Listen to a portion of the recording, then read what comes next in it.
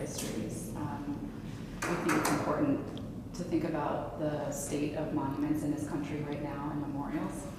And if you come to that space, you are going to encounter a 4 square block area that has fists as large as this one, even larger, at every entry point to George Floyd Square and the center. You're going to find installations that span the streets, that take over sections of city blocks, that take over buildings. Our community became our canvas of our voice. We have so much protests in George Floyd Square that it's spilling over to places like Phoenix, where we have enough to lend our voices to encourage those who are still boots on the ground in this city.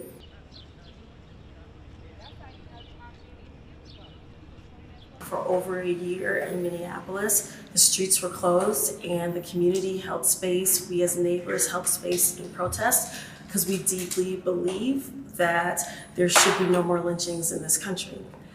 The art continued to grow as protest art. People continued to come from all over the world and lay down offerings. And so our work continued as neighbors to be able to preserve the stories and preserve the voices of the people as protest. Make sure that this fits. Yep. It was humbling and honoring that the world would march for us, that the world would see us and stand in solidarity with us. What we're going to do is ask anyone who has a protect, demand justice, to fight for a better world.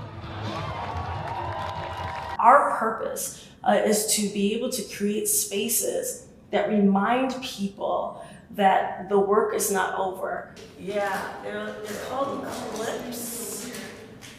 To bring this here to the Phoenix metropolitan area, to Arizona State University is also significant because there is a history of police violence that is here that dates back to the early part of the 20th century that manifests itself in our contemporary moment. We didn't think that we could mount it because we weren't sure about the distance. I'm emotionally tied to it because I spent time at George Floyd Square and I've gotten an opportunity to meet community members, meet activists.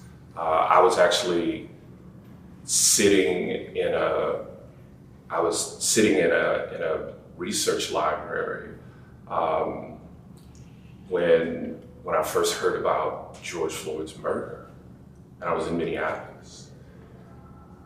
And so, you know, I have this visceral emotional connection, even though I've been doing this kind of intellectual work about, you know, Minneapolis, about police violence. For me, this is profoundly emotional, and I'm moved and humbled to just simply be a part of this. man who's well before me.